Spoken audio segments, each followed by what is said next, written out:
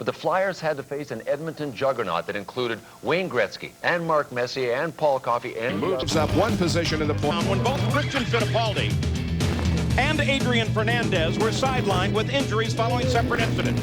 Their absence, coupled with strong performances, placed Paul Tracy fourth in the championship, despite missing the season opener.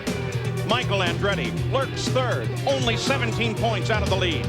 Trouble in the last three road course events lands Juan Montoya out of the points lead for the first time since Nazareth. Montoya's misfortune is Dario Franchitti's gain. Wins in Detroit and Toronto give him a slim lead in the championship as they race to Mid-Ohio.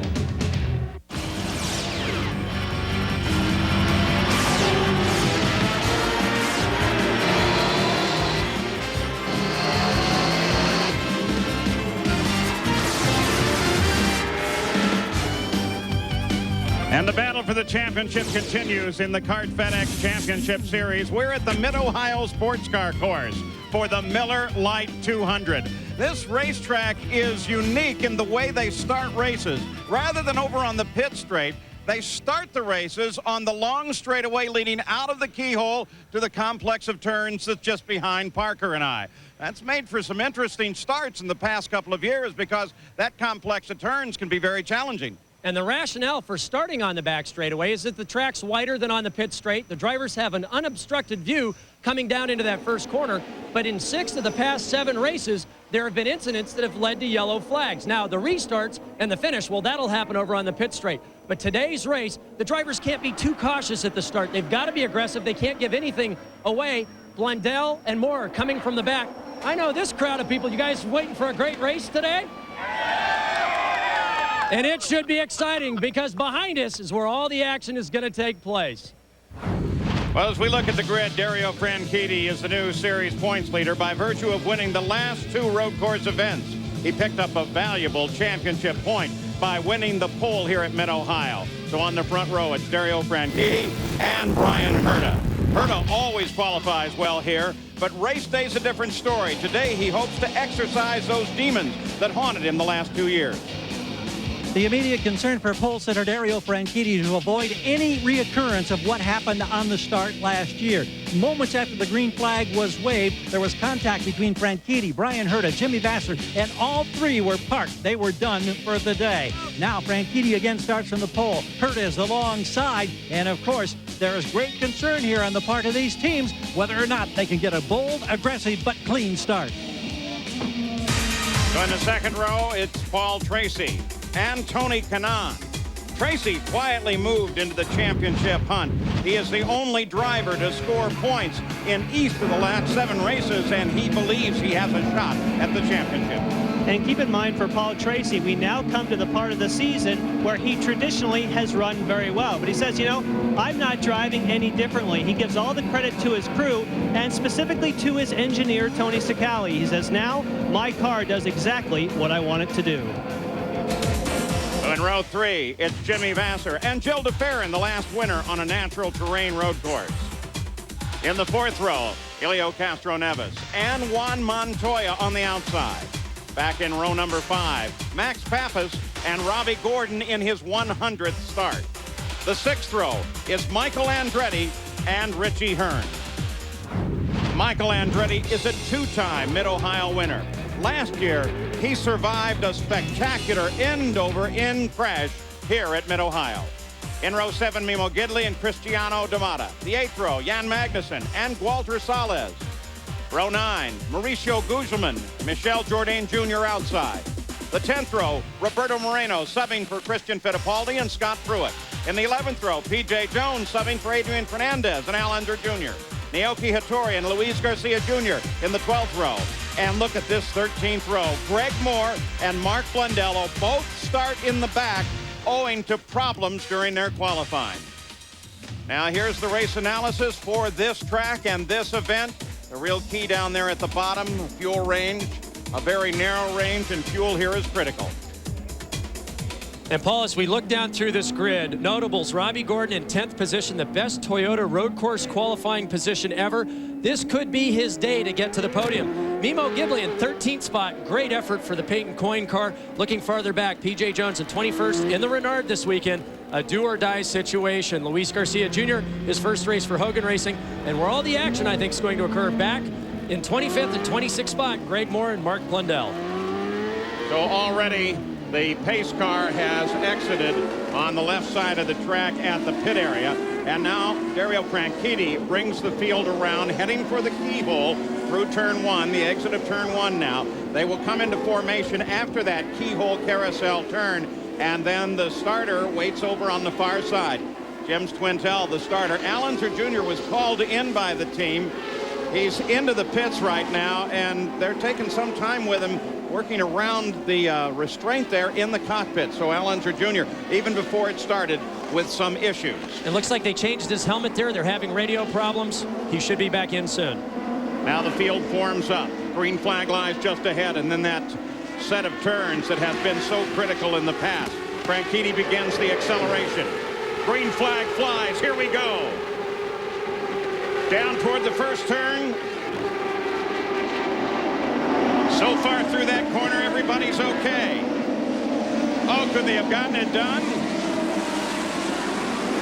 Well, in fact, they may have. Through the first set of turns now on this shortened lap, the first lap here at the race.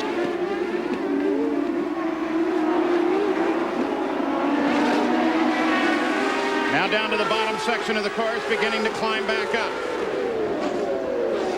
You can see Franchitti pulling away from Herta. Tracy obviously very quick at this stage, having problems trying to figure out how to exercise that superiority over Brian Herta. Brian's much more cautious this year than last year going down into turn 5 on that start. Looking at Herta and Tracy, Jimmy Vasser was able to drop into 4th place, and there you see Allenser Jr. coming back after a fairly lengthy pit stop. They were trying to have radio communication problems. They were trying to get it fixed. The only solution they thought was changing his helmet, but now he's already a lap down and out of this race, Paul. On the Mid-Ohio Sports Car course, if you can't keep on the lead lap, you have a very serious problem. So Allenser Jr. starts with that deficit right out. And he is the only Penske car in competition this weekend. You can see slots there in front of Juan Montoya. Montoya having a difficult weekend, didn't get a lot of track time because of the rain yesterday. Didn't get the car to his liking, was very fast this morning in warm-up, but very frustrated. At the end of the first lap, Greg Moore scored in 22nd place, so he begins his climb through the field, starting in 25th, 3 spots forward. And Mark Blundell is shadowing him. We talked Mark Blundell had qualified 3rd provisionally on Friday. In tech inspection, his car was just a few thousandths of an inch below the 2-inch rule. That is, the outer side pods were just a little lower than they should have been, and they put him back to the last starting position. Juan Montoya on the pit straight. He's caught up behind Allenser Jr., trying to catch Gil DeFerrin, who has just disappeared around the corner in turn 1.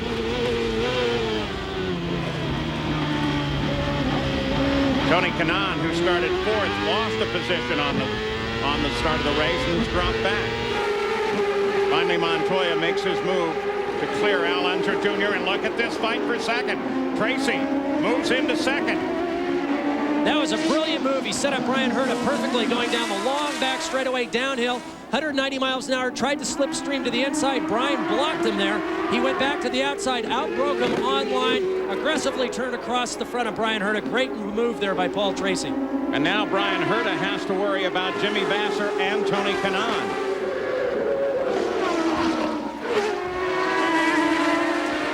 Matter of fact, Helio Castroneves is sitting just behind and fairly tight to Kanaan as well. Off the carousel, back to the pit straight. 3 laps complete. And at this stage, you can see him back up behind Brian Herta here. I think Jimmy Vasser's going to try to figure out how to get by the same way that Tracy did, now pulling Tony Kanaan along with him. The Hondas, you've got to keep in mind here now, are 1st, 2nd, 4th, and 5th. Very strong, great drivability. Now, what Jimmy's got to do coming off this last corner up in turn 2, leading onto the back straightaway, he's got to be close enough to pick up a draft behind Brian. And as they come through the kink, turn number 4 here, he's got to be able to pull down the inside, but I don't think he's got quite a run on him. He's got to really concentrate on this entire lap, setting up Brian Herta to come off that turn number 2 much closer than he did that previous lap. Tony's going to obviously try to use the same strategy on Jimmy Vasser. And while we watch this fight for third, at the front, Franchitti has pulled out 3.3 seconds on Paul Tracy. And there goes Paul Tracy. You can see he's pulled out pretty well on Brian Herta. And right now, the two Team Green cars are nearly 2 seconds quicker than anyone else on the track, with the exception of Castroneves and DeFerrin, but they're over 1.5 seconds quicker than those two cars. So Team Green obviously has the mechanical grip figured out for this demanding Mid-Ohio circuit, and aerodynamically they are dialed in, and there goes Tony Kanaan through the first corner. A very difficult place to pass. You really have to take a risk there, but Tony managed to do it cleanly. Looks like Jimmy Vasser is having problems coming off the low-speed corners because Tony was able to get that done cleanly. So Tony Kanaan now begins to work on Brian Herta, and Jan Beekes, Herta does not seem to be all that quick right now. Is there an issue? A slight issue, Paul, and that is that the car is a little bit loose. They feel that if they have the opportunity to change it during a pit stop, it should get better. But right now, he's just trying to hang on. Mark Blundell just came into the pits, quick stop, and right back out. That was fuel only for Blundell, Paul. So a bit of strategy and tactics coming up there. Blundell in and out, top the fuel tank off. We watch Brian Herta. He sits in third. Kanaan begins to work on him. The green machine, Franchitti and Tracy, have just pulled away from the rest of the field. So they picked up where they left off a week ago at Detroit. 4 laps are complete. We'll be back.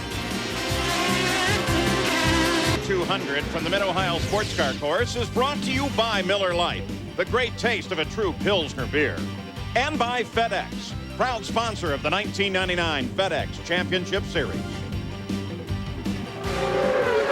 Back at the Mid-Ohio Sports Car Course, Dario Franchitti leads for his 7th race of the year and 4 in a row, followed by his teammate Paul Tracy in second. Key battle on the course now. Nothing has changed since we left you. It lies back with Brian Herta, and Tony Kanaan is working on Herta. There they head off into turn 1. Kanaan picked up a 1/2 second on that last lap on Herta, and now he's fallen into the range behind the car where he's starting to get some aerodynamic turbulence. The key here is the keyhole, right where they are now, Paul. Tony's got to come off this corner very, very well in order to get a run on Brian Herta. By the time they get down to the kink, you've got to be set up in order to try to make a pass to the inside, whereas Tracy did right at the beginning of the race, go around the outside. He's not quite in the position yet. You can see in the camera there that Jimmy has fallen back just a little bit, but on this back section of the course, Tony is much quicker than Brian. You can see how he pulls up right behind him, but you can't pass through here unless the driver in front of you makes a very big mistake. I don't think Brian's going to allow that opportunity, so this whole lap has to focus on coming out of the second corner well to try to make the pass down into turn 5. Robbie Gordon in his 100th start. By the way, they're going to buy a Dan Gurney Eagle and run that on the oval races for the remainder of the year, but Gordon sits in 11th place, but he may have a problem, Gary. Well, it's a concern. I don't know that it's a problem yet, Paul, but the team is closely monitoring tire pressures. They believe that the car's been slow for tire pressures to come up.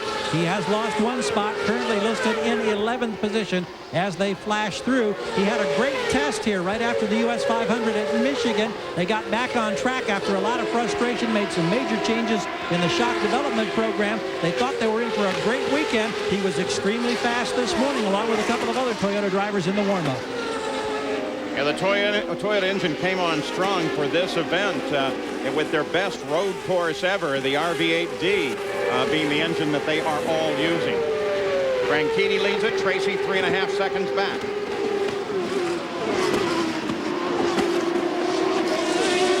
Search back through the field. We're wanted to catch a good shot of Roberto Moreno. He started 19th, now is 15th. And Greg Moore is kind of stuck in 22nd. He started 25th. There is Moreno still substituting, and we take you back to the front of the field. Moreno, by the way, is likely to be in that car pretty close to the end of the season. Christian Fittipaldi was here the first 2 days of the event and then left to go back home, but Christian has indicated that this may be a fairly lengthy recovery as he tries to come back from his head injury. I talked to Christian for a while on Friday, and you can tell he's hurt, Paul. He took a huge shot at St. Louis during that testing accident. And talking to him, you can see that he's still there. It's just the shine, the sparkle in his eyes isn't there right now. and you just get the feeling of a guy that's jet-lagged with the flu, and you can tell he just hurts all over. And it's going to take him a while to come back, and with a head injury that he sustained, you want to make sure you're completely healed before you come back in these sorts of cars that are so demanding physically and mentally. Three interesting stories sitting right here together on the racetrack. We'll start with Greg Moore. He is the only Forsythe Players car that is out there today owing to the accident involving Patrick Carpentier, his teammate last week, when the left rear wheel of Mauricio Guzman's car hit Carpentier in the helmet not once but 3 different times, and at one point actually bending Carpentier over so far that his helmet touched the bottom of the steering wheel and his leg. Despite all that and a lot of soreness, he expects to be back in 1 week at the new Chicago Speedway. And if you think about that for just a moment, you are strapped in with shoulder harnesses so tight you can't lean forward, and yet the severity of having Guzman on top of him, the weight of that impact pushed him all the way underneath the steering wheel. It's amazing that he wasn't hurt worse. I think God was really smiling on Patrick. And don't forget, just a short time prior to that, Max Pappas's wheel and tire came in to the cockpit and bruised his arms on 3 different spots where it had banged around inside the cockpit. So very fortunate young man, Patrick Carpentier. And there's P.J. Jones. Now he's substituting for his teammate, Adrian Fernandez, who had to have some pin work done on the fracture in his wrist when he got his hand and arm entangled in the steering wheel on a contact with the wall during practice for the race at Detroit. And P.J. Jones is just happy as can be that he now has a chance to drive the Reynard. Remember, he's been in the Swift all season, and he's really happy to have this ride. And we've got to share with the folks at home this weekend, because he's in Adrian's car, he's been renamed Pedro Jones. So that's his name for the weekend, or at least for the immediate future while substituting. And I had a question for Jan. Now that we've got Pedro Jones, we've got Jan Magnussen, Juan Montoya, Jan Beekes. Am I now Parker Johnstone? That's what I need to know, Jan. Yes, you can be that. You can be that. Okay, just checking. One of the other people to watch, this is Luis Garcia Jr., the 21 car in the Hogan livery, but still with his Tang sponsorship on the side. He has now made that move over to Hogan Racing and is the teammate of Helio Castroneves. At the front, still Franchitti, Tracy, Herta, Kanaan. And they are continuing to fight, but they have not been able to resolve much. As we watch this onboard, Paul, you'll see why Mid-Ohio is the most physically demanding track in the FedEx Champ Car Series. Lots of uphills, downhills, severe lateral loading. The drivers never have a time to rest. Even though there are straightaways here, these cars are so fast. As you've said, the faster the car is, the shorter the straightaways become. They hardly have a chance to make boost adjustments, talk on the radio, let alone sway bar adjustments, because they are shifting constantly. Puts a lot of strain on the upper body, the lower body. And if you look at just the elevation changes alone, it's uphill here to turn 2, a long downhill all the way to turn number 5. Then it's uphill to 6, downhill to 7, uphill to 8, downhill to 9, uphill to 10, downhill to 11, back uphill to 12, then back downhill to turn 1, so they just never get a chance to rest. And usually at this race, it's hot and humid on top of it. Cockpit temperatures can exceed 130 degrees Fahrenheit. The driver's heart rates while driving, 155 to 170 beats a minute. For an hour and a half to an hour and 45 minutes, takes tremendous aerobic conditioning and lots of upper body strength.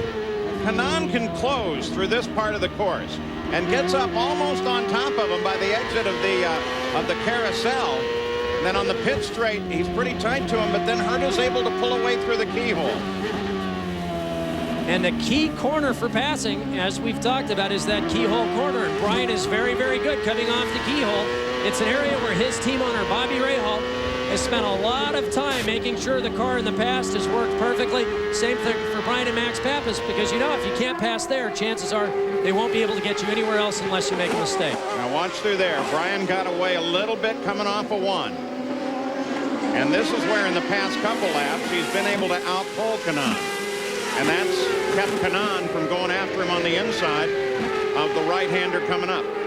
And I think the consensus there is that Ford is the horsepower king. They have the best top end power. The Hondas have the best drivability. So what you're seeing is there's maybe a little difference in engine power plants and where they work the best, with Brian being able to pull a little bit on the straightaways, Tony having a little bit better flexibility and use of being able to control the back of the car on throttle so he can get through this back section a little better than Brian. All right, we want to get you back up to the front of the field. Franchitti is the leader. Paul Tracy, 3.7 seconds back. We look down from the Honda Helican. That's the leader working through turn 1. All alone. That's a beautiful ride if you're sitting out in front, and especially if you're leading the points. Gil DeFerrin sits back in 7th now, sandwiched between Helio Castroneves and Juan Montoya. Jan Beekes. Well, remember, Paul, he is on the Goodyear tires, and Goodyear brought a new construction tire here this weekend because Gil DeFerrin was trying so hard to warm his tires in Detroit that he thinks that might be the reason for his crash, because we have noted that the Goodyears seem to take a little longer to come up to temperature. So they brought a new construction, and they hope that he'll be able to get the speed quicker than he has all year. And Jan, from Gil DeFerrin's camp with Derek Walker, a quick conversation just prior to the start of the race, concerned because of all the rain yesterday and the fact that this track was again what the drivers call so green this morning. Derek thinks that there'll be concern about graining on the left front Goodyear tire on this first run prior to their first pit stop. They're hoping that they don't lose too much in handling so that they can get to the stop, make the change, get fresh rubber on, because their feeling is as the day progresses, and perhaps Parker could address this, conditions will continue to improve. More rubber on the track, more heat, more grip, etc. And Gary, now that you've mentioned that, I've been looking at the left front tire of Gil DeFerrin, and you can actually see about a 4-inch band developing on that left front tire where it looks like it's already starting to grain. So we're going to try to take a look at that. You can see it right, whoops. I was a little bit too quick. As we get the right shot and the sun reflects off it, you'll be able to, if you focus on that left front, you'll be able to see it there. You can see it just coming off the corner. There it is right there. If you look closely, you can see that band starting to develop on that left front tire. I will keep track of that, and the run by Dario Franchitti, which is spectacular to this point. Roberto Moreno just passed Cristiano D'Amata. That's a pass for 14th. Otherwise, nothing has changed. Kanaan still working hard on Herta, and he has not been able to get up and get around it. We'll be back. Subject of Sports Century, 50 greatest athletes. For more, log on to ESPN.com, part of the Go Network. Go.com. Roberto Moreno has been moving forward. Just before we left you, he came out and around Cristiano D'Amata, and just a moment ago he got around Richie Hearn. Now sits in 13th place as he begins to pick him off.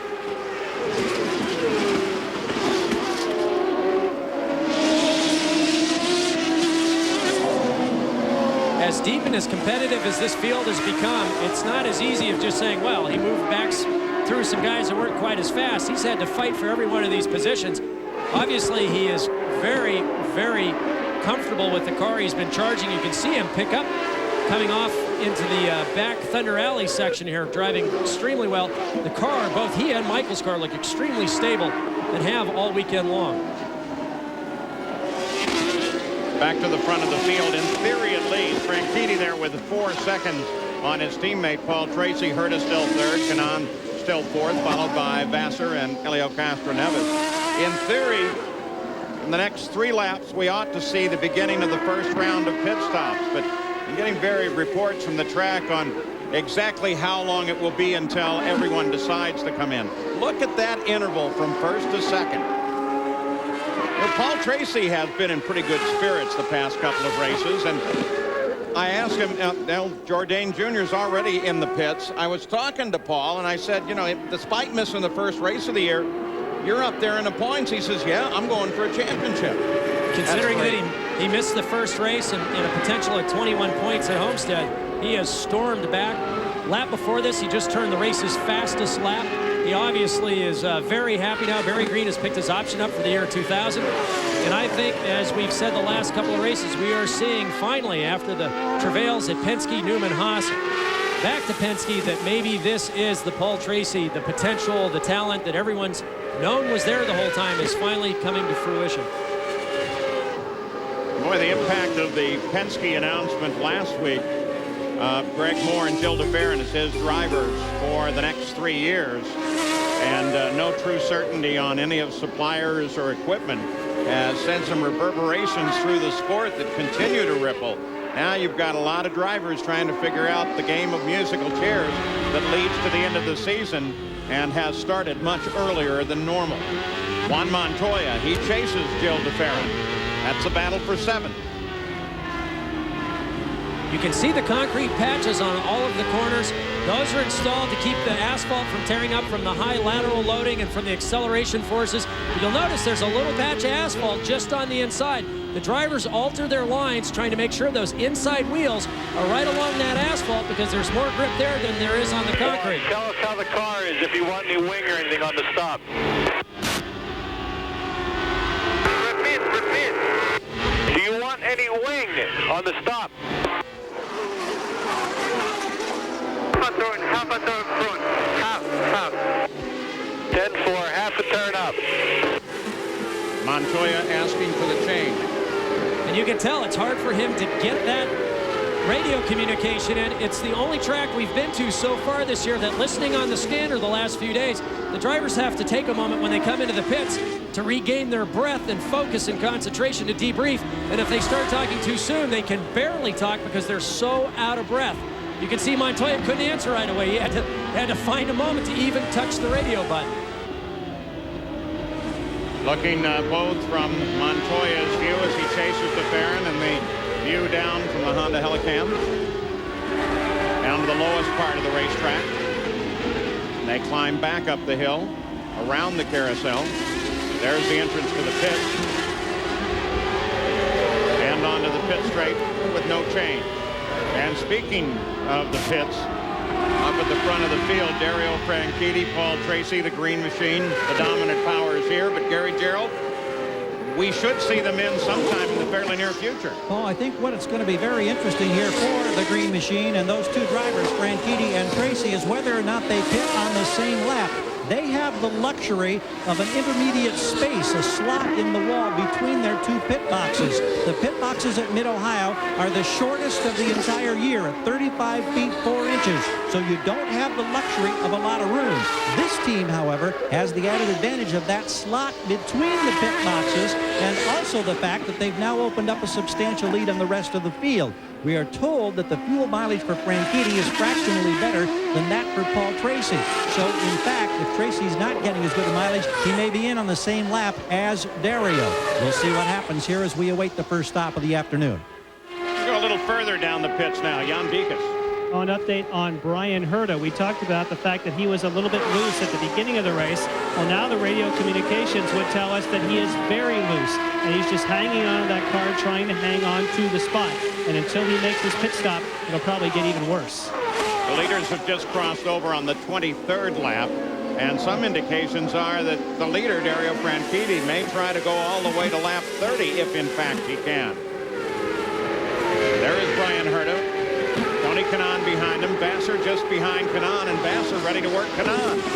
Starts out, but no, he can't get it done. He wasn't close enough. And the consequences for Brian Herta having a very loose car here, Paul, is that there are only 2 high-speed corners where he's really got to hold on. The rest of these transitions are much easier for a driver to deal with an oversteering car in Mid-Ohio than they would be, say, on an oval or some of the other road courses they go to. But still, you can see he's not giving up any of his interval, but he still has to hang on coming up to especially this next left-hand corner. And once again on the last lap, Paul Tracy was the fastest, but Dario Franchitti, his teammate, is still the leader. Overnight priority. What's DeFerrin? Joe, could you come out here, please? This is Walker Racing and Honda Power driver Gil DeFerrin. He costs a little more, but he's worth it. Let's go with DeFerrin. No problem.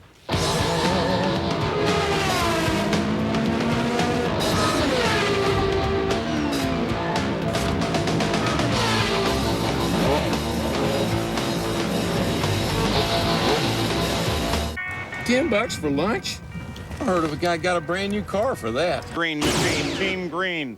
1998, they were still trying to put it together. Remember at Houston when they got together running 1-2? And then this year at St. Louis, they still hadn't worked it out. Both cars touch once again. Then at Toronto, finally they figured out how to do it. A 1-2 finish. And at Detroit last week, they liked it so much they did it again. And now here at the Mid-Ohio Sports Car Course, Team Green 1 and 2, 26 laps complete, and together they have almost 12 seconds on third place, Brian Herta. It just shows you when things go right, they really do go right. Remember, they struggled a little bit last year. Paul Tracy trying to find the setup. Very, very difficult year. Franchitti with success, but now both drivers and the team have really come into their own. Their engineer, Tino Belli, has figured out some substantial improvements on the car aerodynamically. The engineers, Don Halliday and Tony Sicali, have got the mechanical aspects of the cars figured out. You can see they have become a dominating force. You know, and you can talk about those things. Jimmy Vasser is on his way in the pits. We'll touch on that in just a moment. Gary? Question is being decided whether or not a wing change would be appropriate for Vasser as he came up pit road, glides right into the marks, and for the first time today, this part of the Ganassi team goes to work. We'll watch for the change. There's one on the left front side, now one on the right front side as well, holding into the fueling, and he's gone. Let's go to Jan. Well, Robbie Gordon is on his way in as well. We've talked about their tire pressure woes, and they are going to let a little pressure out of the rear, and they're also going to try and put some front wing, actually took some front wing out, I saw up there. So now they're just going to wait for the fuel. They do not drop it off the jack. That's 14.2, and it shows the difference if you leave the car up on the jacks during a stop. Richie Hearn back into action from his stop. This is on the leader lap 28. Franchitti, Tracy, Herta, Kanaan, Castroneves, DeFerrin, Montoya all have yet to come in. Top 7 cars.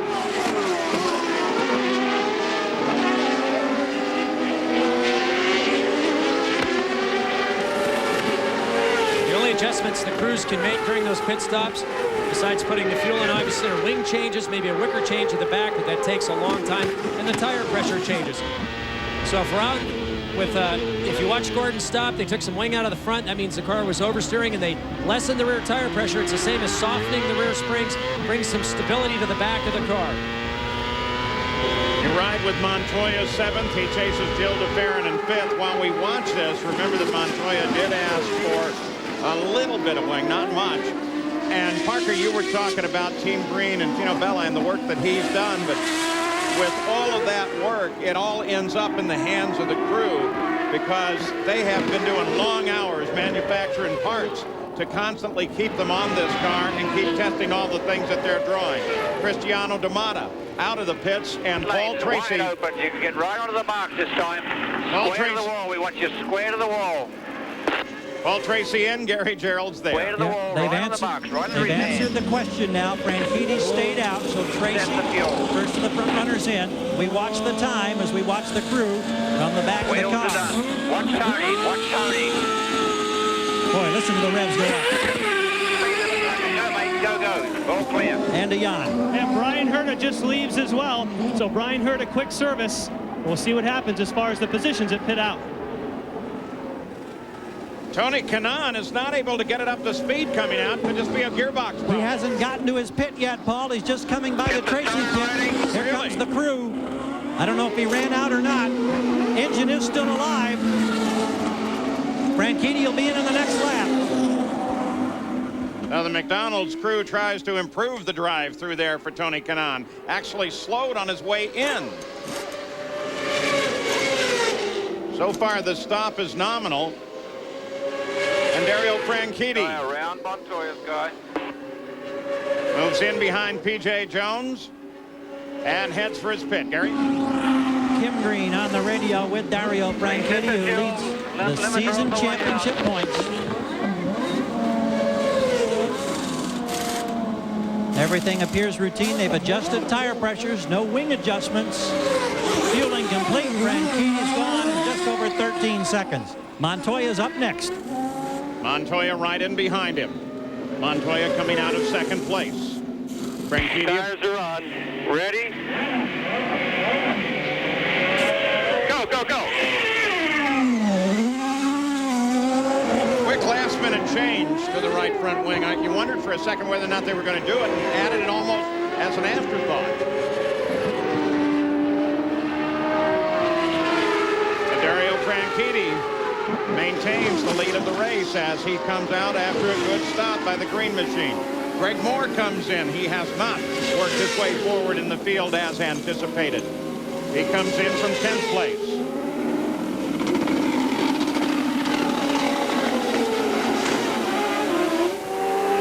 And routine for Moore.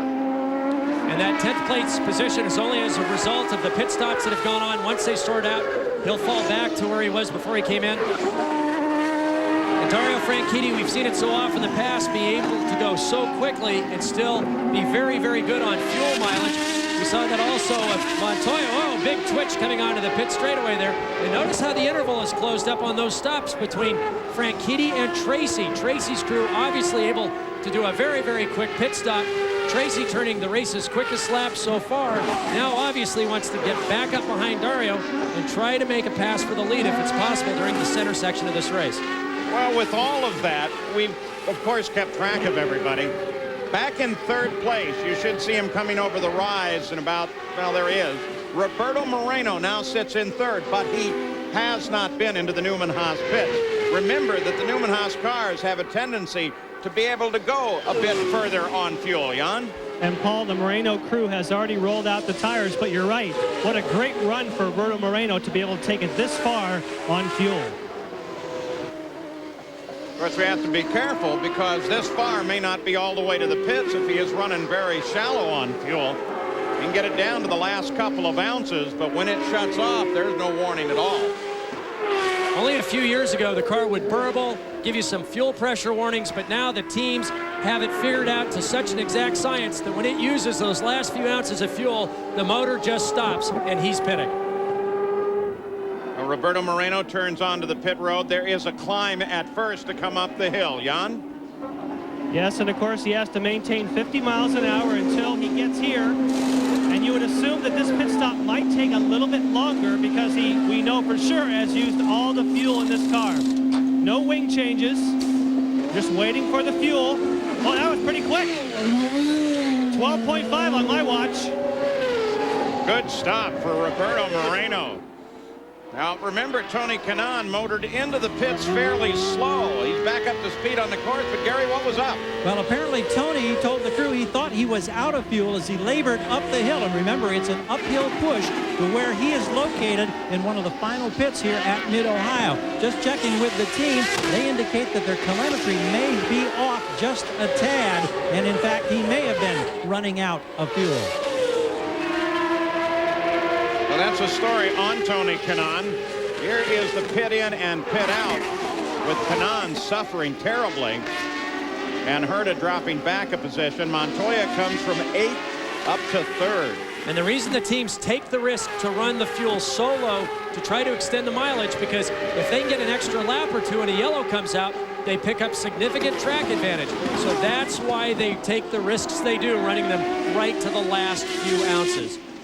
Tony Kanaan looks to the inside of Scott Pruitt, but now will have to drop behind him, at least until they get around to turn 1 once again. And the seemingly last one to come in, Mark Blundell. Jan Bigas? Well, keep in mind that this is not his first stop, because a few laps into the race, they decided to come in and pick up some fuel. So he is a little bit out of sequence from some of the other guys. And boy, it takes a long time for the fuel to this one, but still pretty quick. A little bit over 12 seconds for Blundell. Blundell makes his stop on the 33rd lap. That takes care of everybody in the field. They settle down to some high-speed racing once again. We'll be back. Make it 2 in a row. For more, log on to ESPN.com, part of the Go Network, go.com. No changes while we've been away. Franchitti, Tracy, Montoya. The great stop has been able to move up into 3rd place. We mentioned that. Other than that, there are no real changes in the field, though there are probably some disappointments. Roberto Moreno, with his late stop, dropped down into 10th position, but Greg Moore and Mark Blundell have really not been able to move forward nearly as much as we would have thought. Moore is 17th. And Blundell is 22nd. Yeah, big surprise there, Paul. I thought that they would have come up through the field a little bit quicker. Mark Blundell, with his sense of humor, said, hey, look, I'm more aerodynamic than I used to be after I crushed that vertebra. I sit lower in the car. I've got an advantage here. And I am pleasantly surprised at the toughness of Mark Blundell. Being the most physical course, he's only had another race back at Detroit. and he's been tough all weekend here, but yet he hasn't moved up the way we thought, and that is a surprise. Mark Blundell started in the back because on the post-qualifying inspection on the Friday qualifying, which was the only one that mattered, they were found in violation of the 2-inch clearance rule, and so his time was disallowed. He would have started in 3rd place had that not happened. Leader is trying to work on the back of the field now. That's Garcia in his new ride. Now the other big move, and the one that we mentioned, is Montoya. Sits in 3rd place with a great move forward, Gary. Yes, indeed. I was also going to reference that situation relating to Franchitti coming up behind Garcia, because there have been lobbying going on here amongst Kim Green and the Team Cool Green guys with kart officials about the fact that they felt their progress was being impeded. As for Montoya, he has been very frustrated all weekend long. He came here to test early in the season, had 2 days. By the end of the 2nd day, he said the car was brilliant after they struggled, but then they didn't participate in the open test right after the US 500. Firestone changed compounds and construction on the tire they brought to Mid-Ohio. Juan thought that maybe that was a contributing factor to his frustration on Friday. Yesterday, a washout, of course, because of the rain. Morning warm-up, he was still frustrated. I think he's got to be smiling now after that terrific pit stop. And Chip Ganassi doing some cheerleading, telling him he's doing a terrific job and that he is gaining on the leaders in those green and white cars. And Paul, in the last 5 laps, he's picked up 5 seconds on Dario. He's dropped the interval from 16 seconds, now almost down into the 11-second range. An amazing run here. I think he's no longer frustrated, only the fact that he still has 11 seconds to go to get to Dario Franchitti. But remember, he's got to get past the back markers and Paul Tracy first. And just watch his hands as he throws the car all over the track here. He has just incredible car control. Update on Brian Hurdy, Jan. We talked to you about the fact that he was loose in the first stint, and they did not make any wing changes, but they did make some changes in regards to the tire pressure. They lowered the tire pressure. He now has a car that handles better, but of course they lost that spot on pit road. We're going to take you back and put you on board with Tony Kanaan. That's P.J. Jones just ahead of him, and this is a fight for position as he moves to the inside. Inside position, holds it, and Tony Kanaan gets past P.J. Jones.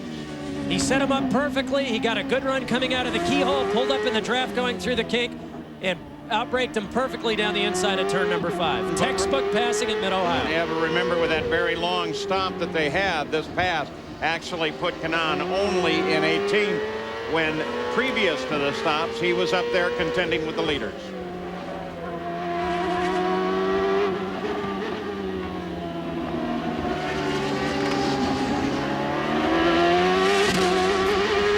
Pit straight, there is the line, and we're just going to ride with Tony Kanaan here.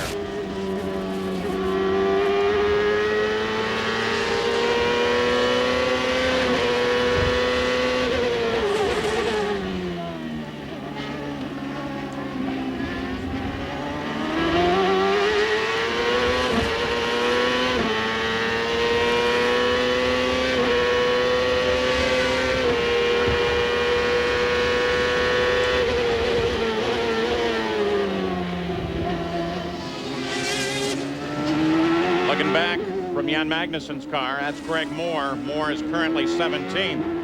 After Kanaan got around Pruitt, or got around Jones, by the way, Jones ran off and back on, but he lost 1 position to Scott Pruitt, dropping to 20th. Pruitt up to 19th.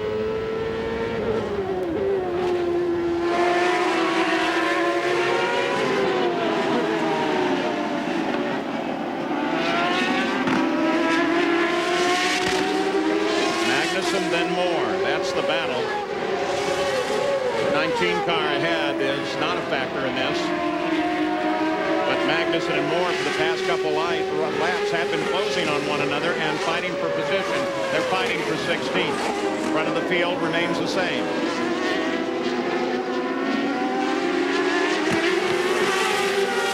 Another 2 key moves that can happen here.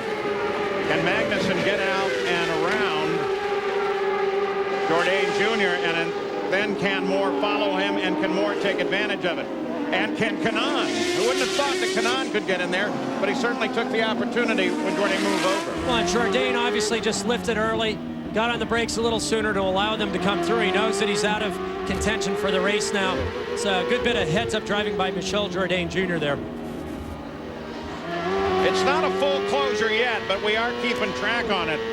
Juan Montoya continues to whittle away at first and second. He closed from 13 to 12 to 11 to 10, and last time around 8.7 seconds back from the leader of the race. Dario Franchitti, Paul Tracy, the Green Machine, they control the run here, have from the start. But Montoya looks like he's going to have something to say about that.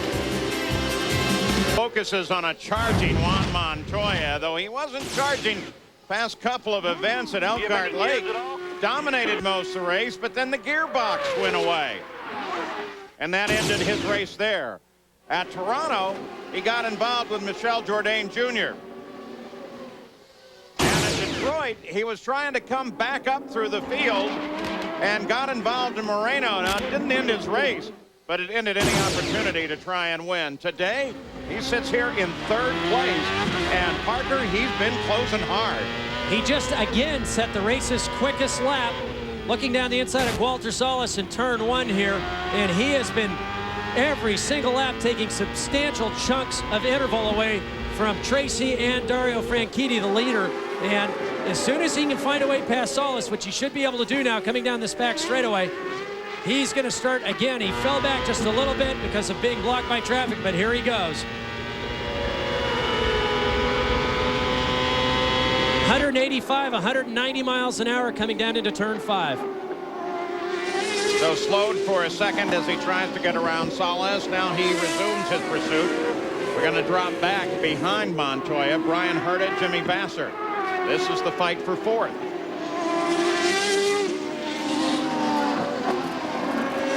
Herta qualifies well here, has led here, hasn't been able to convert that.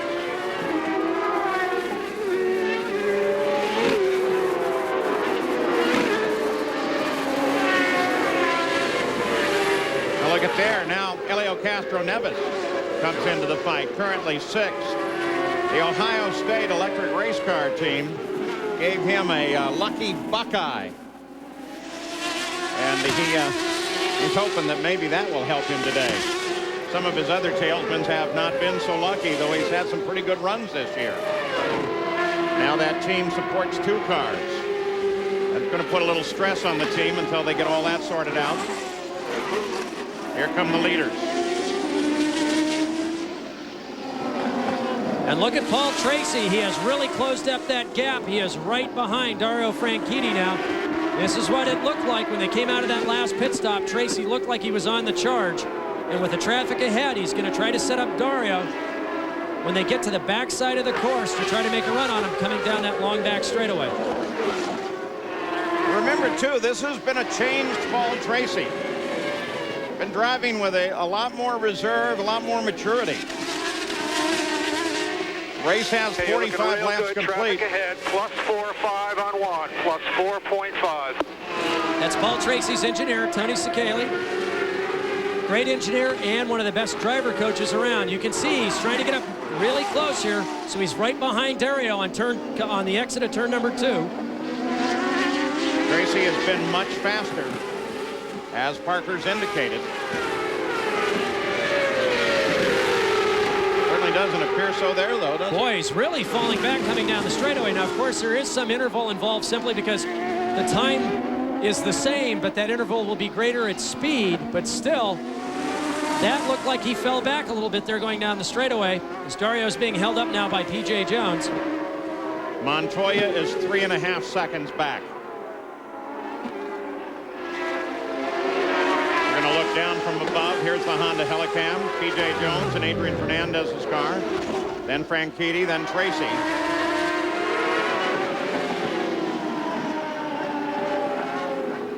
We're looking to see whether or not Montoya, he's not that close yet.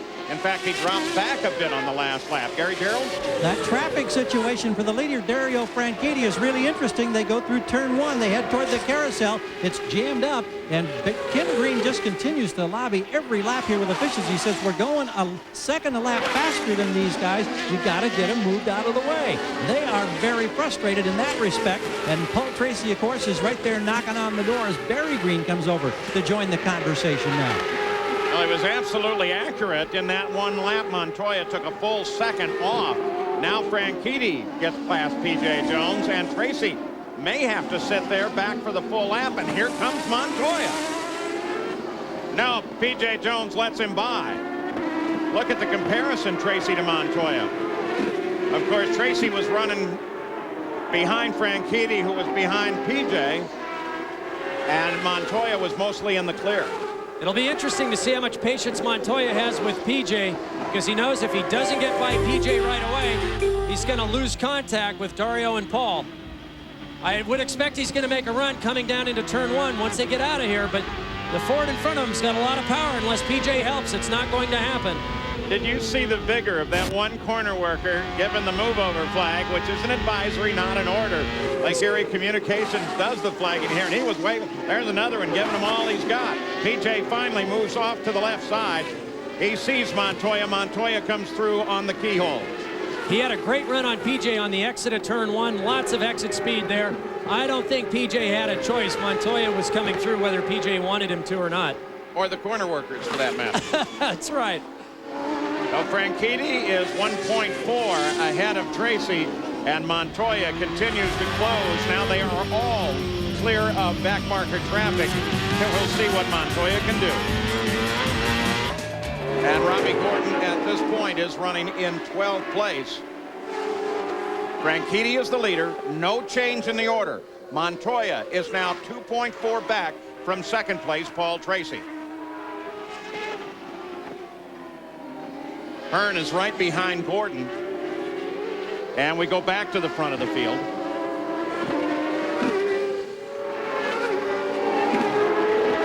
Down the elevations to the lowest point on the track and begins to climb again. Montoya's right there.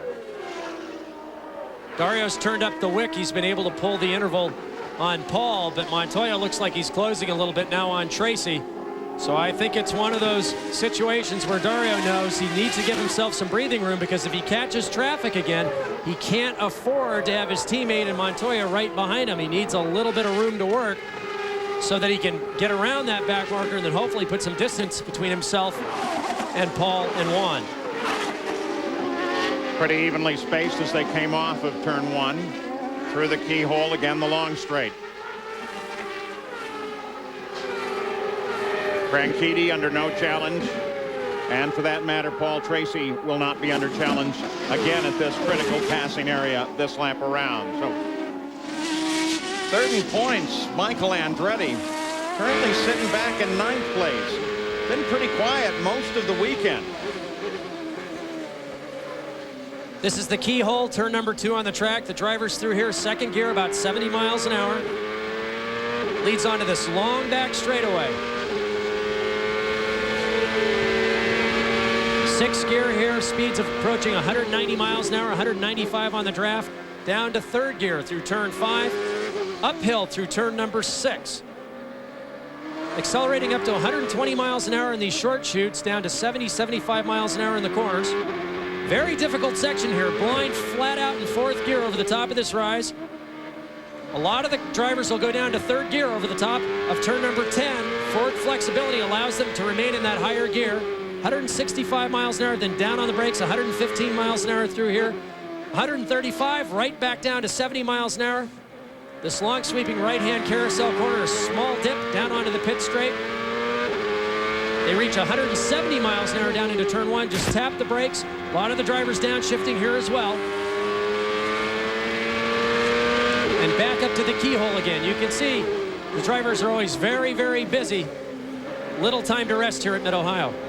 Michael Andretti challenging no one, challenged by no one. He sits in 9th. Franchitti at the front. The last 2 times that a driver has led every lap of a race was Toronto last month and Houston last year. And both times the driver was Dario Franchitti. But Montoya, this may be the lap. Onto the pit straight, turn 1 ahead.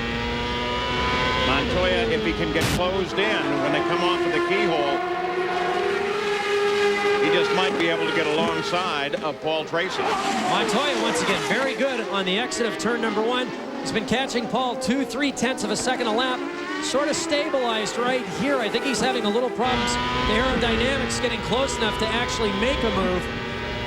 But both he and Paul have now caught up to Dario. They were both a couple of tenths quicker on that last lap.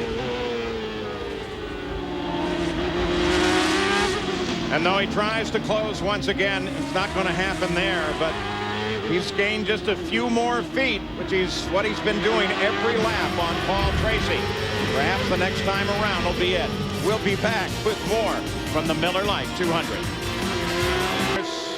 Montoya has not been able to get by Tracy. Now they come for the keyhole again. This time he's even closer. But look on Tracy relative to Dario Franchitti. First, second, and third are right there. As Montoya's pushed Tracy, Tracy's now pushing Dario. It looks to me, Paul, like Paul Tracy's car is just a little bit slower going down the straightaway than either Dario or Montoya. Maybe a little different setup on aero package or just the way they're coming off the keyhole corner. But it looks like he's losing a little bit of ground. But Paul very, very quick back in this madness section of the track. Very soon we're likely to see some major changes because we're approaching the 55th lap. And there's the very real possibility that both of the Green Machine cars, Tracy and Franchitti, will be in at the end of this lap. Also, Jimmy Vasser was expected in. The teams now began to lay their equipment out in the pit area. So Franchitti off. Tracy stays out. Montoya keeps the pursuit going. Franchitti has to come all the way down to the end of the pits, and Gary Gerald's right there. This is where races are obviously won and lost when it's tough to pass on the course. You'll be fine. This is a couple of laps earlier than we might have thought based on the first stop. Little problem momentarily on the right front. Got it. No wing changes. Franchitti's rolling. And here comes Montoya as he works on Tracy. Tracy on the inside line down, but he can't hold the position. Will Tracy be in a good position to keep it and come back? No, he can't. Montoya moves into the lead, but both of these cars are due in any moment now. Jimmy Vasser did come into the pits. Routine stop for Vasser. So Montoya gets the pass, but now the pit crews will have to battle it out. And that was the exact same move that we saw Paul Tracy put on Brian Herta at the beginning of the race. One car off. Al Unser Jr. Al Unser Jr. through the gravel pit and up against the tires. Boy, kicked up a lot of dust. And Robbie Gordon is in the pits, and he just came in, and Gordon's out. Still yellow only in that one spot of the race course. Montoya and Tracy both continued on. Still local yellow only.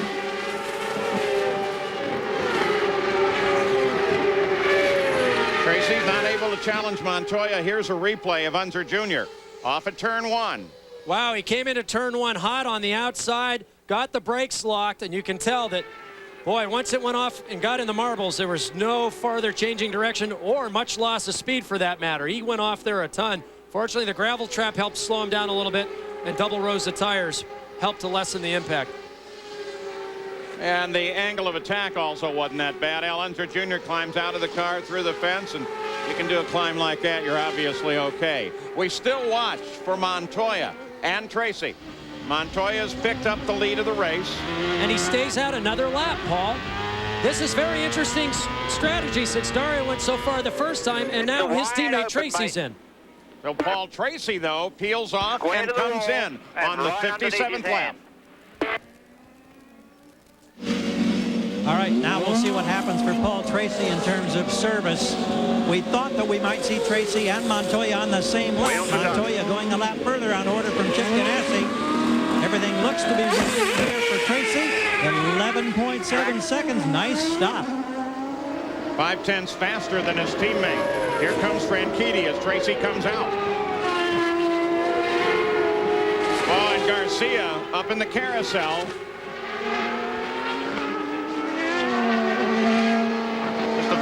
spin there.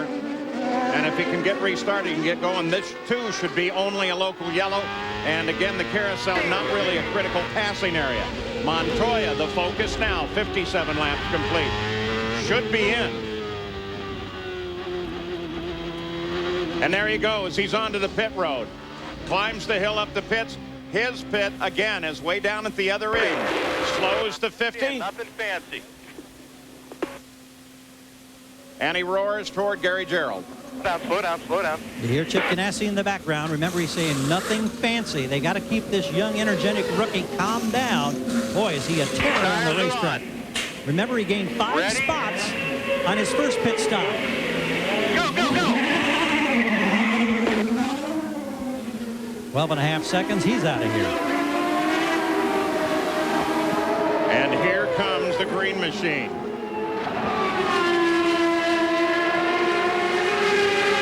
There's Montoya just ahead of him.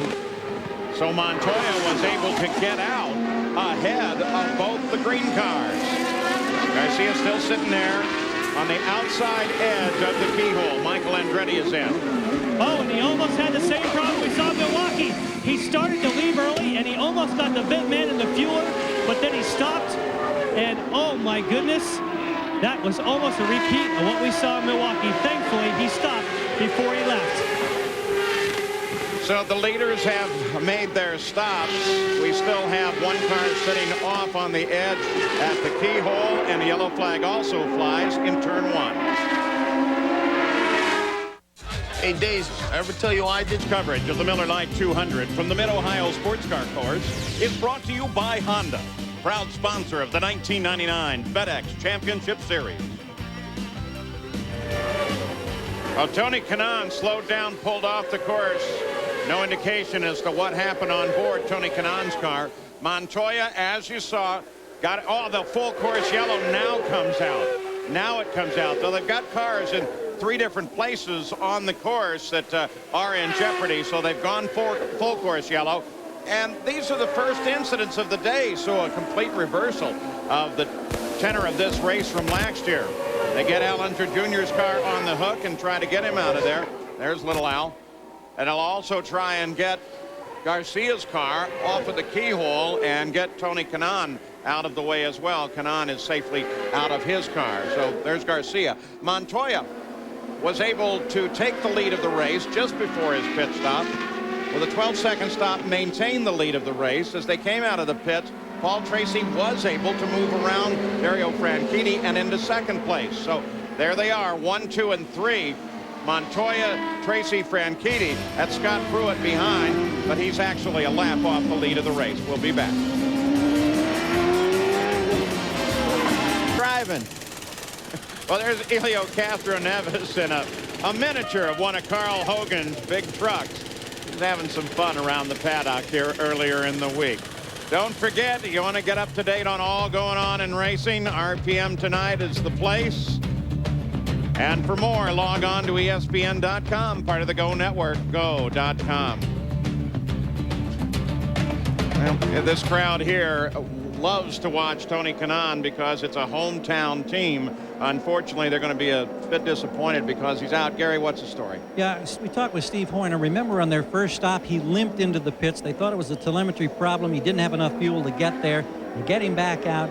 And then a situation now where apparently they just weren't getting fuel pickup on the course. Steve Horn says he doesn't know exactly what the problem is, but it's a major one, and obviously it's ended their day. And it's great disappointment because this team is based in Hilliard, Ohio, about an hour, 15 minutes from the track. They had brought in all the family members from the team to enjoy this weekend here, all rooting for Tony, who started in the second row. They were 180 strong, and they've run into a lot of frustration. Now, if I can make the same move at the same time, Michel Jourdain was just walking by here, and we've stopped him to find out what happened. You've been in and out of the pits. You've had kind of a nightmare afternoon. Why?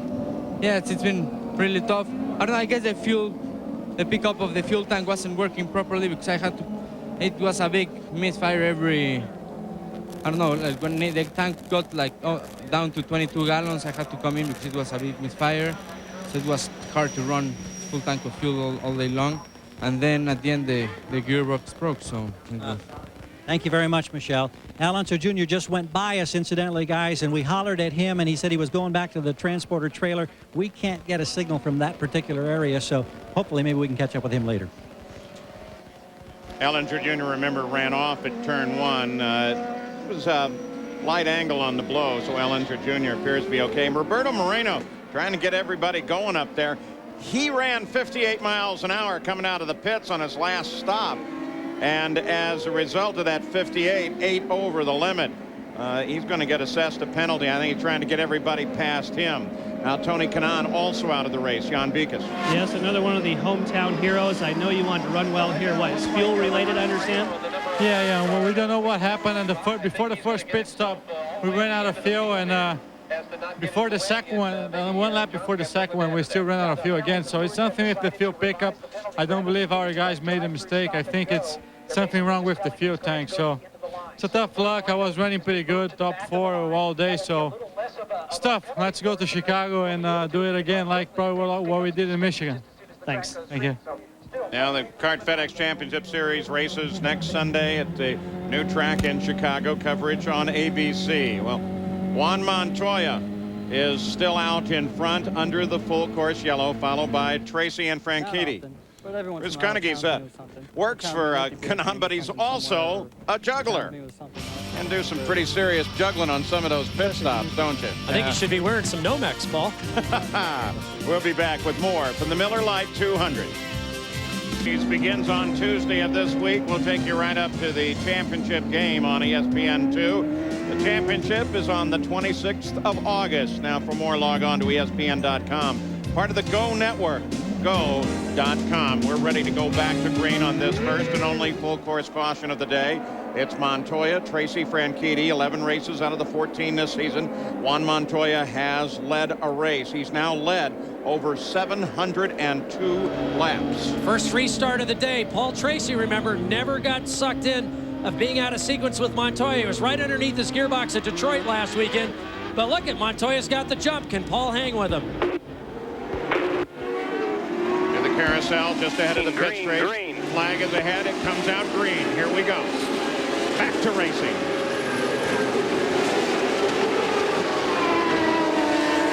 Montoya, Tracy Franchitti right through the first turn. Herta Vassar Pappas next in line. Montoya stretches it out into the keyhole. Herta goes under Pruitt, not for position. It's Vassar that's chasing Herta. Vassar tries to get around Pruitt. He'll do so down at the bottom of the hill.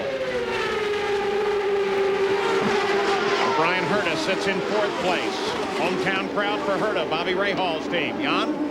Well, it's also Bobby Rahall's team, and he's also on the radio with Brian Herta, and he was coaching him every step of the way on that restart. He had one of his crew watching to see if the pace car came in. He was watching the monitor and was coaching him all the way. Okay, these guys are getting ready. Come on, Brian. So he's enjoying now being able to coach from the other side of the fence. And Rahall's other car is the one you ride with. It's Brian Herta, or Max Pappas. You can see on his helmet, he now has a website. Good stop for the Rahall team, though. Pappas moved from 8th to 6th on the stop. Back up at the front again. Montoya, Tracy, Franchitti.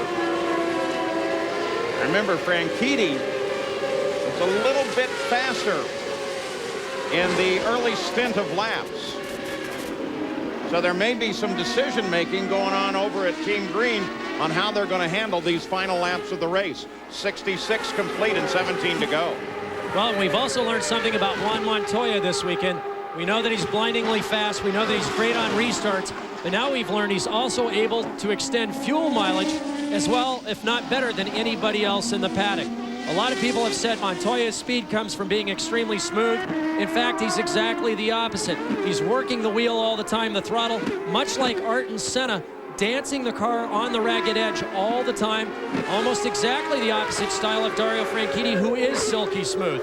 And right now, the championship is coming down between those two. Will there be Team Green orders to try to get Dario in front of Paul if Dario can't do it on his own to protect the championship lead? Montoya was fastest on the last lap by a full 2 miles an hour. Gary Gerald What's Team Green got planned to try and deal with this? Well, I think we can answer Parker's question. There may, in fact, well be team orders. We talked with Barry Green and said, what's the challenge right now? And he says, well, it's Paul's job to go after and to get Montoya. But they've warned Paul that Franchitti is right behind him. He says if Montoya starts to pull it out and if Paul can't catch him, then we may end up swapping the positions, trying to get another precious point or two for Franchitti. Robbie Gordon passed Mauricio Guzman on the lead start, moved into 11th place. Here comes the rest of the field. Well, look at this with Moore, Guzman, Gordon. Moore gets around Guzman, comes in behind Gordon. We were just talking about Gordon getting around. Oh, that's a 11th, 12th, 13th right now. Richie Hearn in there in the Bud car just behind him.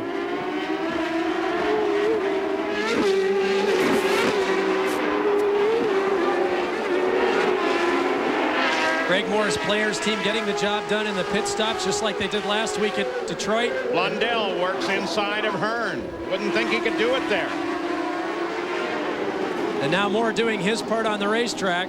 Hearn having a very good weekend. Onto the pit straight. Couple changes that you're going to see come up next week. Blundell, who has had a livery change, a paint job change on his car for the past 2 races, will go back to his standard Motorola livery next week. And I believe we already mentioned, but let's do it again, that Robbie Gordon will be next week in a Dan Gurney Eagle. He's going to run the Eagle on the ovals. Montoya leads by 3.2 seconds. Tracy and Franchitti and Herta, they follow. Miller Lite 200 to the closing lap. 2 seconds ahead of second place Paul Tracy. Nothing has changed since we left you. And on the last lap, Montoya pulls out another full second on Tracy. Look at that interval grow. He is flying. Now, normally in a position like this, you'd want to get some interval so that when you come up behind lap traffic, you've got some room to work with. But there is a certain point of diminishing returns. You don't want to push the engine, the gearbox, the tires too hard. But I think Montoya's only got 1 gear, and that's flat out 1 speed that he knows. It keeps him in his rhythm, keeps him focused, and at Mid-Ohio, that's extremely important. Again, 2 miles an hour faster on the last lap. Nemo Gidley has a problem. Smoke showing at the back of the car.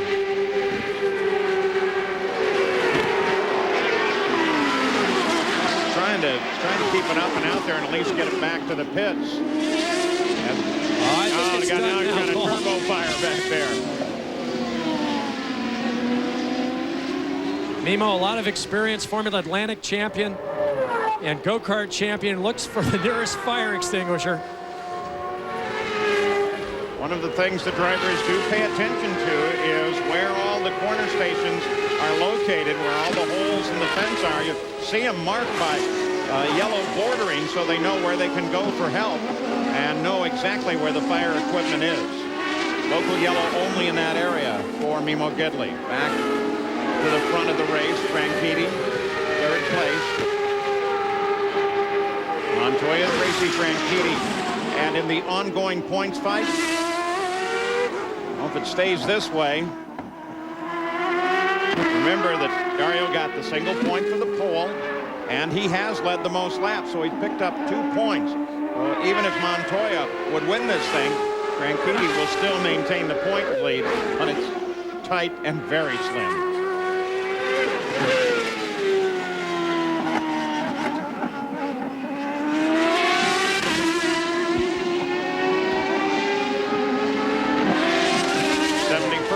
Now complete for the leader, Montoya.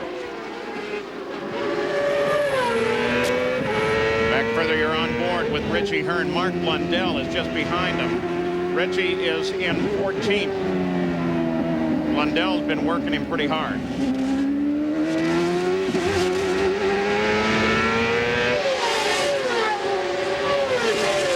So Richie is sandwiched in between the 2 Pac West cars. Richie's been running the development Toyota engine. We've referred to it as the Phase 6. It's the RV8. E, but this weekend he's gone back to the same engines that Gordon and the Ursula Wells team of Pruitt and D'Amata have been running, as well as Dan Gurney's All-American Racers, which is the RV8D. They found that the older engine, which has been developed now for quite some time, is producing a little bit more power, has a little bit more range of flexibility for throttle response. Richie had a great qualifying in 12th place and is now competitively in the hunt for points this weekend. These two cars, the Green Machine, are 5 seconds behind that man. Juan Montoya comes across the line, completes his 72nd lap on his way to perhaps a victory in the Miller Lite 200 at Mid-Ohio. Brian Herta slows over at the bottom of the long run coming off of the keyhole. He pulled offline. Remember, Herta was running fourth. So that'll bring Vassar, Pappas, DeFerrin, and Castro Neves forward. Montoya is still your leader. Tracy is chasing him, though 6 seconds back. And Dario Franchitti is lined up right behind Tracy. Montoya, Tracy, and Franchitti had stabilized all in the 108.2.3 second range, but on that last lap, Montoya went down to a 1 minute 7.6 second lap. So they obviously have given him the green flag to go, and with that lap, set the fastest race lap by a huge distance over anyone else. Well, everybody should be, in fact, fat on fuel running to the finish, so you assume the commands are full open for everybody. Let's go to Jan. Well, the situation for Brian Herta is it is engine or electronic related. They're going to try and bring him here onto pit road and change one of the electrical boxes that control the engine. But unfortunately, as we can see, he's lost a lot of ground. And he's trying to find the spline so he can get the wheel back on the column. I think he finally gave up on it. Juan Montoya, what a remarkable story he has been. What a remarkable rookie this year. And he's on his way to equaling the rookie record set by Nigel Mansell. He can, in fact, see a checkered flag at the end of this race. There's Jill DeFerrin. DeFerrin sits in 6th.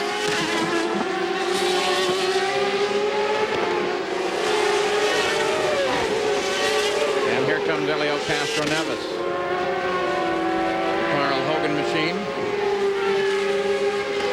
That lucky Buckeye got him to 7th. I want it to be a little luckier than that. Castro Neves was quickest in the first practice session on Friday, and really Friday was the only day of running they had. Yesterday being washed out. Fell back a little bit in the afternoon qualifying session, starting in 7th place, but is now having a strong run in 7th place. Behind Castro Neves, Michael Andretti. There's Michael.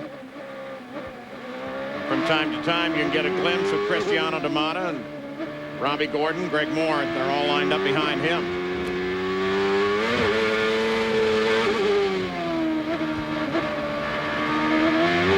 75 laps now complete for the leader, Juan Montoya.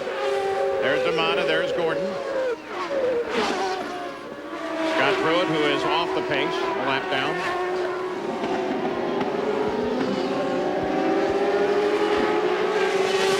Now the two Toyota engines there, D'Amata and Gordon, looks like they're getting pretty close together. That could be an interesting fight very quickly here.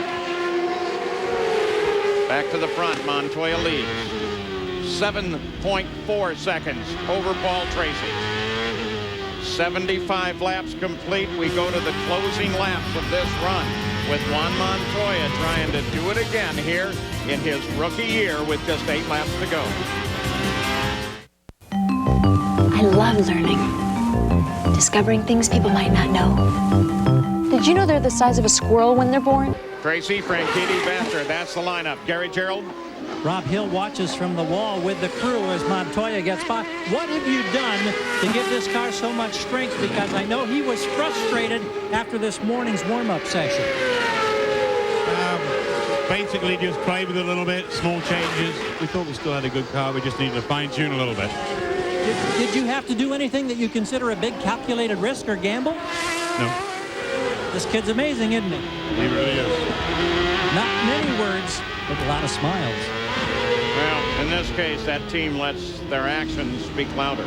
And on that last lap, Montoya has now raised the bar. He's the only driver to have gotten in the 1 minute 6 second bracket.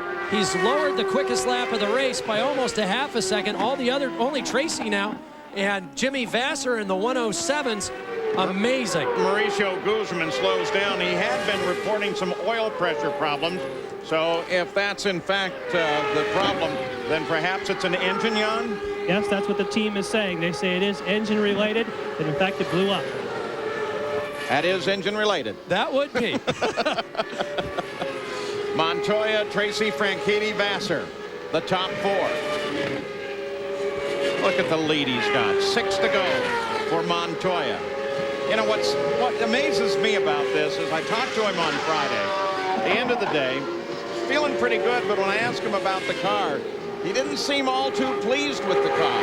Thought it was very difficult to drive. Well, Rob Hill has indicated they made some changes, but I wonder how extensive those were, and if it just, once again, we'll ride with him a little bit here and watch him, whether or not it's just again a case of Montoya overcoming everything. Well, when we did speak to him on Friday, he said the car was loose. And when Montoya tells you the car's loose, this is a guy who's normally turning right on left-hand corners on the ovals.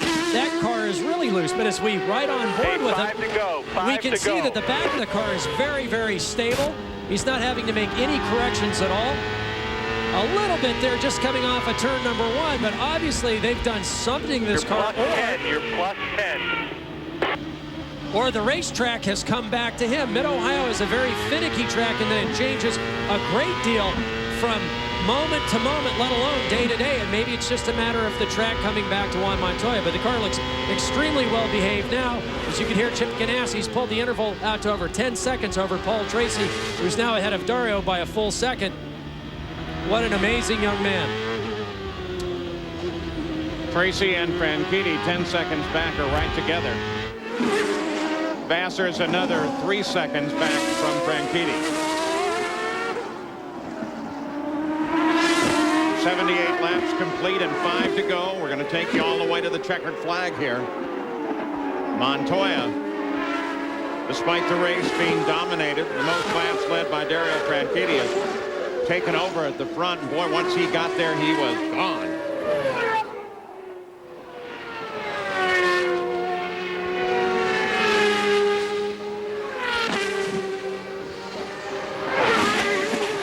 .79 laps complete, 4 to go. Here's that fight for second. And remember, Paul Tracy is now focused on the championship, despite the fact he didn't run the first race of the year at Miami. It's going to be some fairly significant points for him.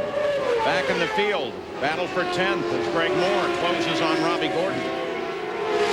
Gordon's got Cristiano D'Amata about 100 yards ahead. Michael Andretti, all three are fighting for position. Andretti is 8th. Scott Pruitt is the only one in that line that is not part of the fight. Pruitt is right now in 17th position, a lap behind the lead.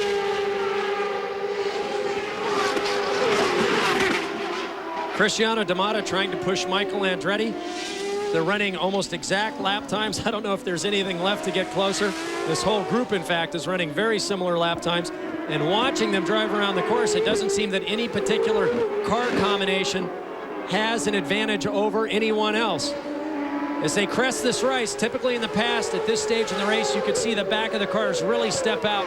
It shows you how all of the teams have improved their game, how solid the back of the car is now as they're trying to get all that horsepower down. And that is a very steep rise that they go over. Before, drivers were really hanging on, and now you can see it looks like the second lap in qualifying. The cars look much more stable. Back forward in the field, there's Jimmy Vasser in 4th place. He's just about 2.5 seconds behind Dario Franchitti, so if anything changes ahead of him, he can be up in that fight pretty quickly. Montoya still has 10 seconds, now almost 11 on Paul Tracy. And Tracy has 2 seconds on Dario Franchitti.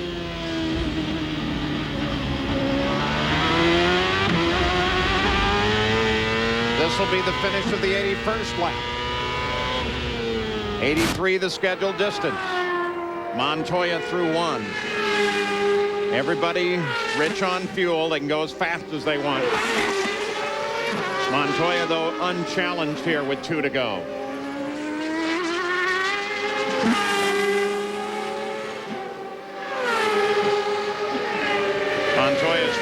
here, his father, his girlfriend. They're all at the track. Most of the drivers now have taken to using motor coaches to stay, especially at a beautiful scenic place like the Mid-Ohio Sports Car Course, so that they're right there in the paddock, not far from their car. In the paddock here on Friday night, they had the taste of kart at Mid-Ohio for the championship auto racing auxiliary charity. Every one of the hospitality units put out some sort of refreshment, food. All the chefs went to work. It was a great evening. Great layouts, and we must add that one of the hospitality areas, specifically Honda, white flag, 1 to go. had their chefs and crew dressed up in Gilligan's Island outfits, since their whole theme was South Pacific seafoods, and it was pretty riotous to see. The fans here had a good time with it. Final lap for Juan Montoya. Tracy came across the line 11 seconds behind. Franchitti, as he came across the line, was really not in a challenging position on Tracy. Jimmy Vasser 14 seconds back.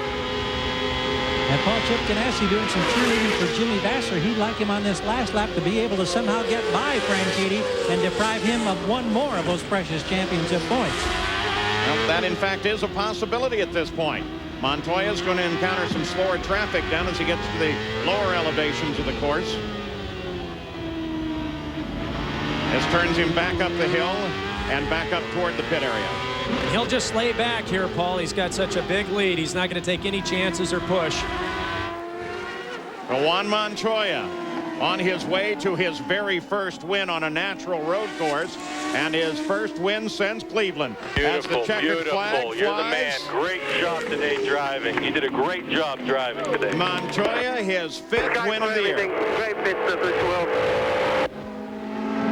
going to take you back to that battle for second, see if it indeed is one.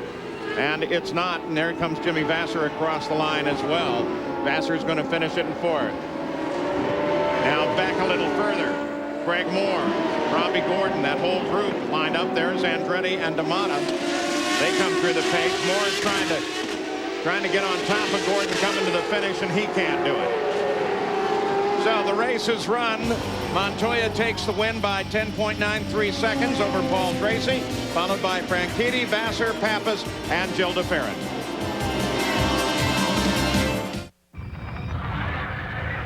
With its 32-valve I-Force V8 engine, the Toyota Tundra out-accelerates every other truck in its class. So we looked for some real competition and ran it against a Lotus in a no-hold-barred quarter-mile.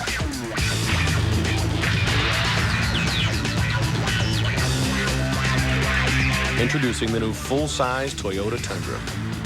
Have we gone too far, or have others not gone far enough? There are many important people in the world. See that FedEx truck? Every day, it delivers important papers to people all over the world. And one day, it is going to stop here. And at that moment, we, and by we, I mean me, will be important. But whether you're a mover and a shaker, or just a shaky movie maker, trust FedEx to deliver all your important packages. Be absolutely sure. Action! And be absolutely sure to see both things. And cut! Rated PG-13. Hey, Mark, thanks to you now, everything's .com, you know? Beachballs.com, arugulasalad.com. I mean, .com on. Oh, here we go again. Hey, .com, Padre. We both like Miller Lite for the same reason. It tastes great. Uncommonly so. You know I like it because it's so smooth. Ooh, I guess we're in .compatible, right? Not if you lose the lane .comedy. Hey, that's a good .com back. Miller Lite. Taste a true Pilsner. .com here often? If you're anything like me, you love your car. You care for it, you polish it, you protect it from damage. But really caring for your car starts right here, the engine. It's the heart of your car and deserves the best. And for me, that's Mobil 1 Tri-Synthetic. Look, I've seen the figures and tests that prove it, but really, it all comes down to this one simple fact. With Mobil 1, a whole lot of people get to treat their cars a whole lot better. Nothing outperforms Mobil 1.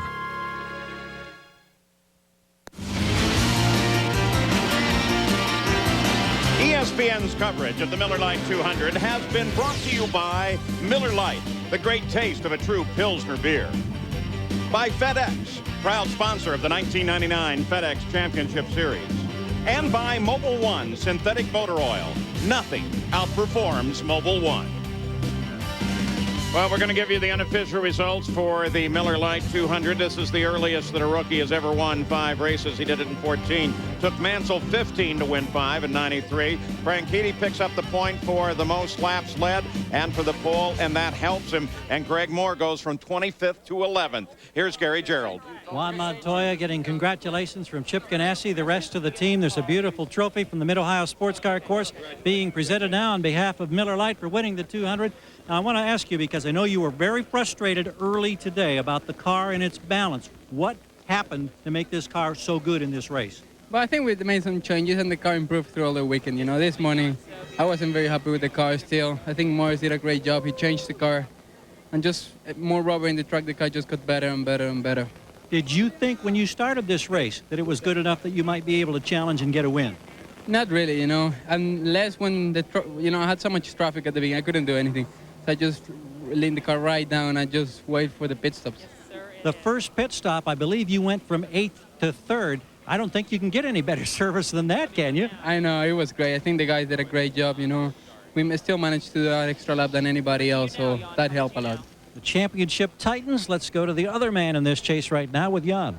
And, of course, that would be Dario Franchitti, who got out of the car extremely exhausted, having a word with Barry Green.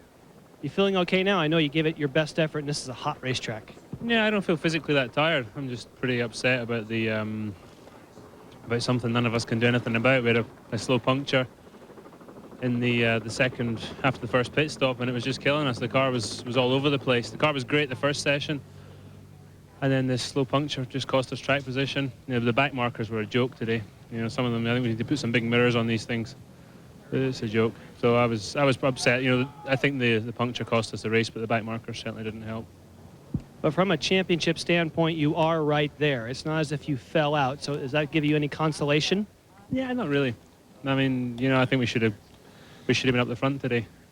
At the end there, you know, I was keeping a consistent gap to Paul. I didn't have enough to get past him, but I wasn't about to start bleating on the radio that he was holding me up, because he really wasn't that much. If I'd have got by him, I'd have probably run a couple of tenths a lot quicker, but nothing else. So there wasn't any point in upsetting the order of things. I'm just a bit fed up with the result, to be honest. I think we had the thing under control until the problems. And of course, the emotions are high anytime there's a championship on the line. You can't do anything about that puncture. Here is the race for the championship, and what is being voiced by Dario Franchitti there, in fact, is what has been said time and time again by many of the leaders in the series. They're concerned about the back markers. Okay, you're the new driver. You need a new car. Yeah, I'm looking for a speedy one. Juan, just your style. You think so? A little work and this baby will purr like a kitten. Are you sure? Vanity mirrors. I don't know, I want like a red car. Yeah, I like this one here. I see checkered flag. Hi, I'm Jimmy Vassar. Something in a sedan? And this is Juan Montoya. Juan, this is a real deal. We don't make them like this anymore. He's right. Are you sure Sonardi started out this way? Trust me.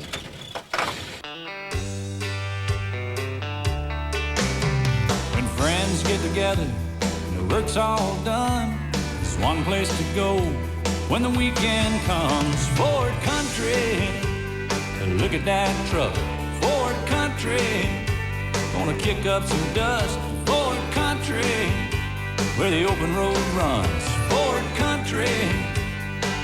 The whole world's Ford Country. I've reached top speeds on Firestone racing tires. So they asked me, Ari, how can we make our street tires move faster? Easy. Put them on sale. 4 for $99. Add a new 50,000-mile warranty, and people will buy them 8 at a time. Maybe even 12.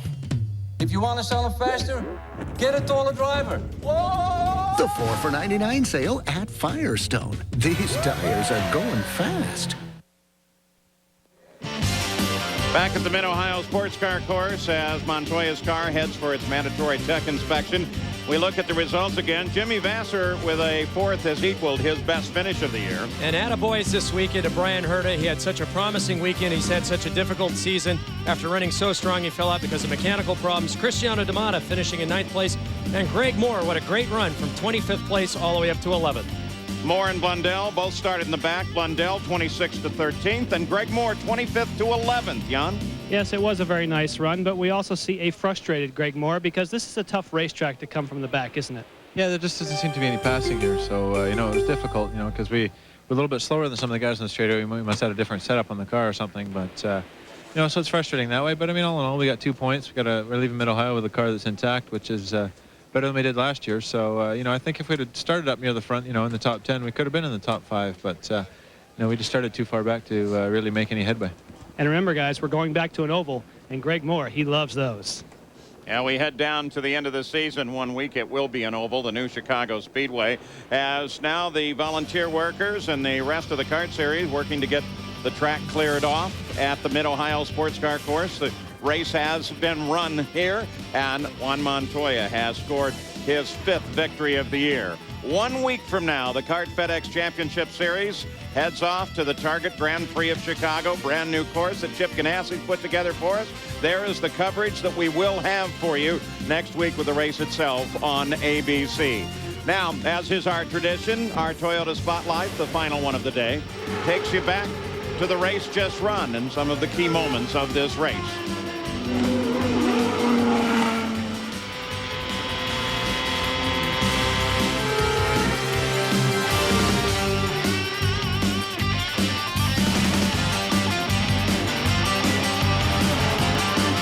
This has been a presentation of ESPN, the worldwide leader in sports, proud to be celebrating our 20th anniversary. For more, log on to ESPN.com, part of the Go Network, go.com. Paul Page, Parker Johnstone, Gary Gerald, Jan Beekes. Join us in a week. ATP Tennis is next. Town Chicago, the Windy City. And the kart cars are here, ready to race. Stereo Franchitti has a 1-point lead in the championship. And in qualifying, it's 1 point that is on the line.